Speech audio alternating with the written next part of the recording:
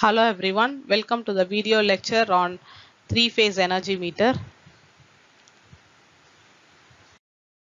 So in the following lecture we will see the contents on introduction to energy meters, three-phase energy meter, working principle of three-phase energy meter, digital energy meter.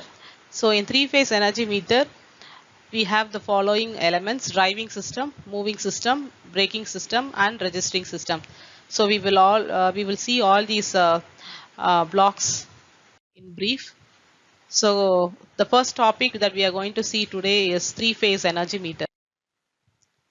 So in the previous lecture we have seen more details about what is an energy meter and what is the operation of a single phase energy meter and what are the elements present in a single phase energy meter. So similar to a single phase energy meter, so three phase energy meter also has blocks like driving system, moving system, braking system and registering system. So this is the structure of a three-phase energy meter. So three-phase energy meter have two magnets, shunt magnet and series magnet. So the shunt magnet will have the pressure coil and the flux produced by this pressure coil is directly proportional to the voltage. So since this pressure coil is highly inductive, it lags by a phase angle of 90 degree. So this is the structure of a pressure coil. And next, coming to the copper shading bands. So the shunt magnets have copper shading bands. So by using this copper shading bands, we can adjust the magnet in such a way that the phase angle displacement between the flux and the supply voltage is 90 degree. So this is the pressure coil. And coming to the current coil. So the current coil is wound on a series magnet. So we can see two series magnet here. So the current coil is wound on a series magnet and it is connected in series with the load.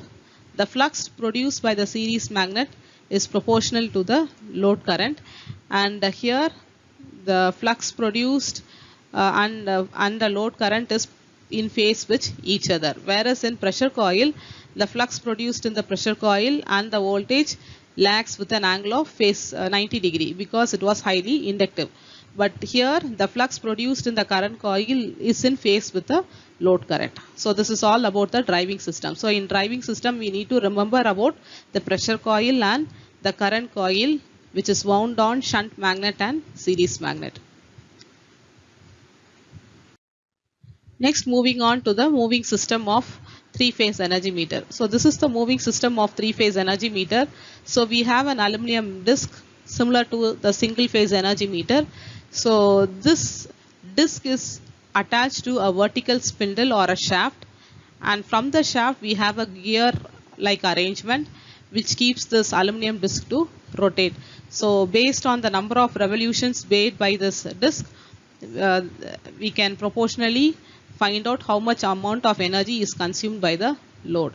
So this is the aluminum disc attached to the spindle, and because of the flux produced by the voltage coil, by the pressure coil and the current coil, flux is produced which induces eddy current, and this is produced by both series and shunt magnets which wounds voltage coil and the current coil. So because of these two flux, eddy current is induced. So this eddy current produces a driving torque, so which is because of the interaction between the magnetic field produced by the voltage coil and the current coil. And because of the flux produced by these two magnets, the aluminum disc rotates. The number of rotations by the aluminum disc is proportional to the amount of energy consumed by the load. So this is all about the moving system. The moving system in three-phase energy meter is the aluminum disc which is attached to the spindle and which in turn is attached to a gear of train. So the next component which is present in the three-phase energy meter is the braking system. So to damp the aluminum disc, a small permanent magnet which is U-shaped in structure is positioned diametrically opposite to the series and shunt magnet. So this disc moves in the magnetic field and it crosses the air gap. So because of when the aluminum disc moves between the braking magnet, it for a magnetic field is produced, and the flux produced by this braking magnet is proportional to the braking torque. So we can see the brake magnet. So this flux produced by the brake magnet causes eddy current, which is induced in the aluminum disc, and this interacts with the magnetic field producing braking torque. The speed of the rotating disc can be controlled by changing the position of the brake magnet or diverting some of the flux. So the speed of the disc depends on the position of the brake magnet. And the last component in three-phase energy meter system is the registering system. So we need to find out the number of revolutions obtained by the aluminum disc. The aluminum disc, which is attached to the gear system, rotates, and every time when the aluminum disc is rotated, the rotation has to be monitored, and it is monitored by the registering system, and the pointer moves on the dial to give the number of times the disc is rotated. And next is the working of three-phase energy meter. So far we have seen the different components present in three-phase energy meter. We saw about the driving system, we saw about the moving system. The driving system consists of two coils, pressure coil and current coil, proportional to the current and voltage. And we saw about the moving coil. So the moving coil is nothing but the moving aluminum disc. And we saw about the braking system, the brake magnet which produces the braking torque. And we saw the registering system to register the number of revolutions produced by the aluminum disc.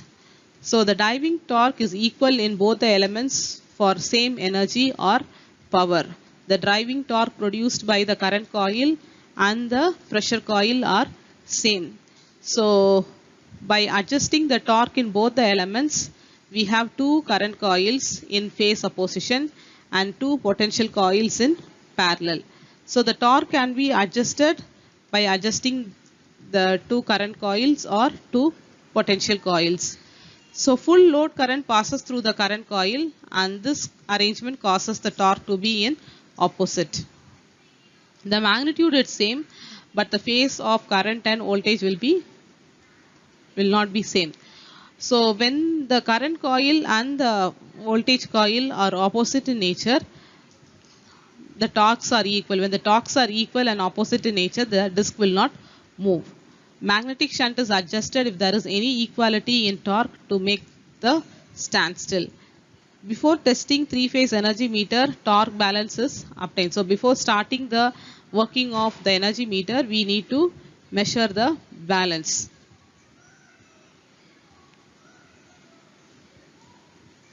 Aluminum discs are acted upon two coils. One is voltage and another is the current coil in order to produce the flux. Flux of current coil and voltage coil produces eddy current, which in turn makes the aluminum disc to rotate.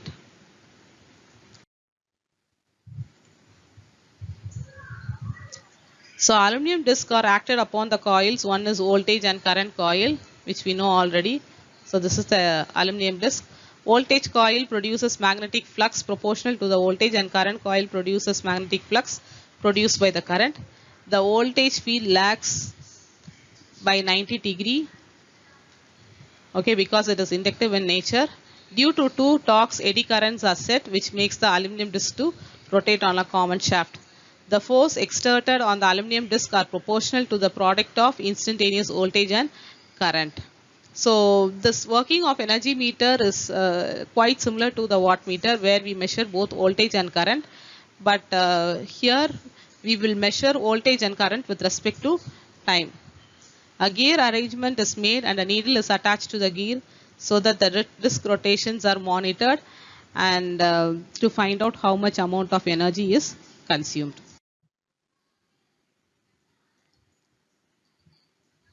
A permanent magnet is placed, so which is nothing but the brake magnet, proportional to the speed of the disc.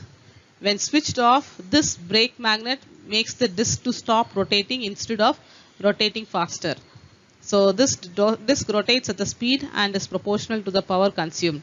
So in order to find out the amount of power consumed by the energy meter, it is found by using this formula 360 into n divided by t into r. N is the number of revolutions made by the disk, t is the amount of time, and r is the radius of the disk.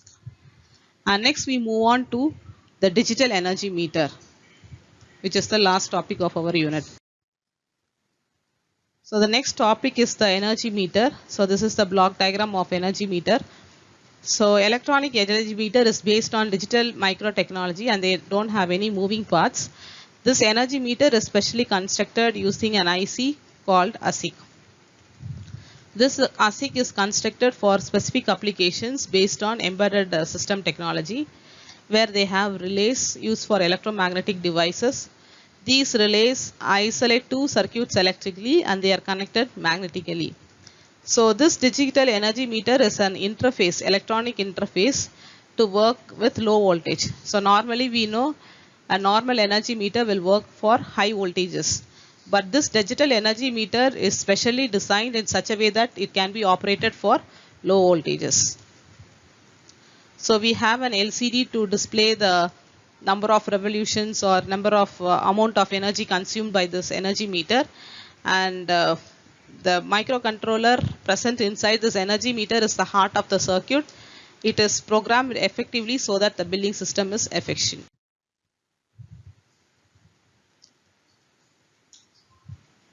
So this is again a modification of digital energy meter. So this digital energy meter measures energy in units digitally. This meter takes the voltage from the circuit. That is, it takes the voltage that is an analog value. It samples and it displays the digital value. So the digital meter has the following blocks: metering engine, processing engine, add-on modules, power supply. So first we'll see what is a metering engine.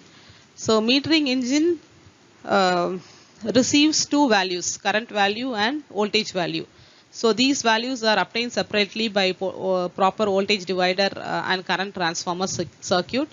And we know this voltage value and current value are analog values. They are sampled so that we can obtain digital signal.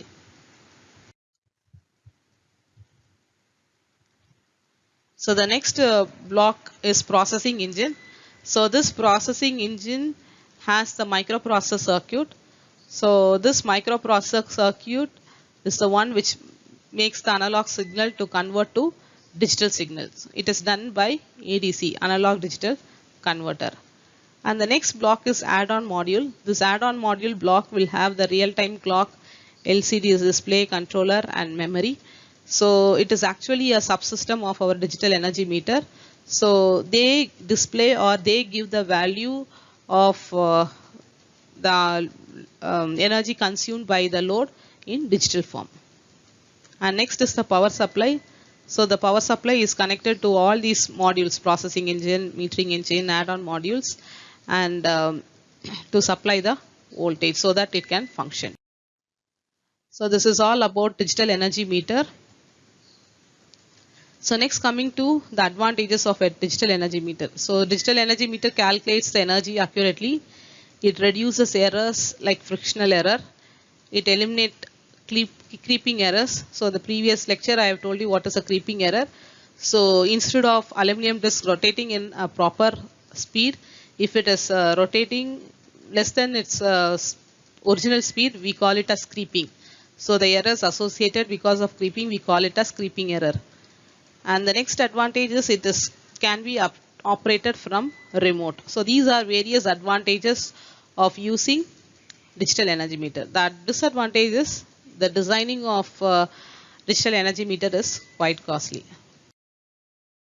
So this is all about the digital energy meter. So far we have seen two topics: three-phase energy meter and digital energy meter. So the textbook referred for this topic is A.K. Sahani, a course in electrical and electronic measurements and instrumentation. Thank you.